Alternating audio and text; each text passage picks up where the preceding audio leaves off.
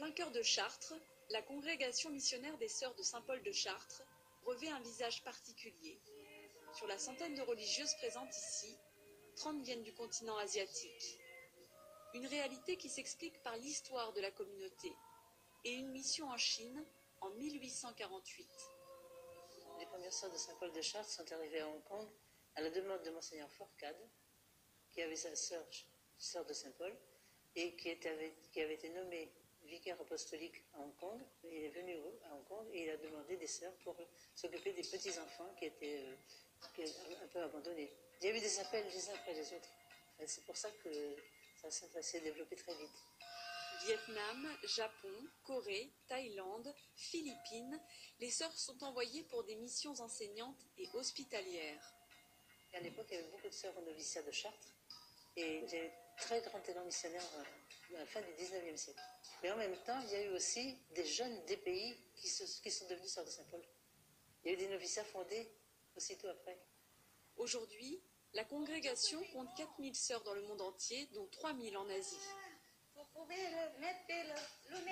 sont envoyés en France.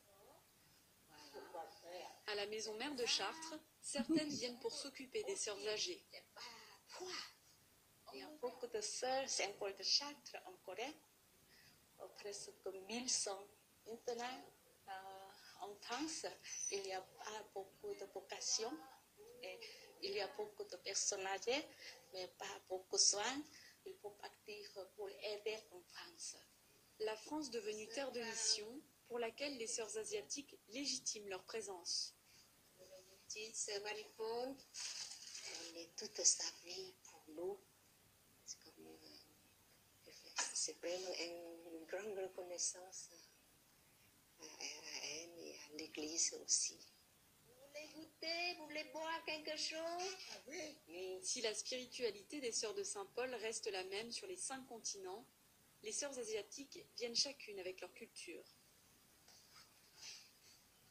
Je travaille avec les sœurs, mais comme ma famille. Au Vietnam, on garde les grands-parents, on habite avec parents, avec un grand-parent dans la maison.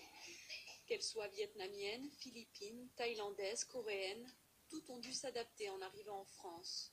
Une intégration non sans difficulté, mais réussie grâce au regard bienveillant des sœurs françaises.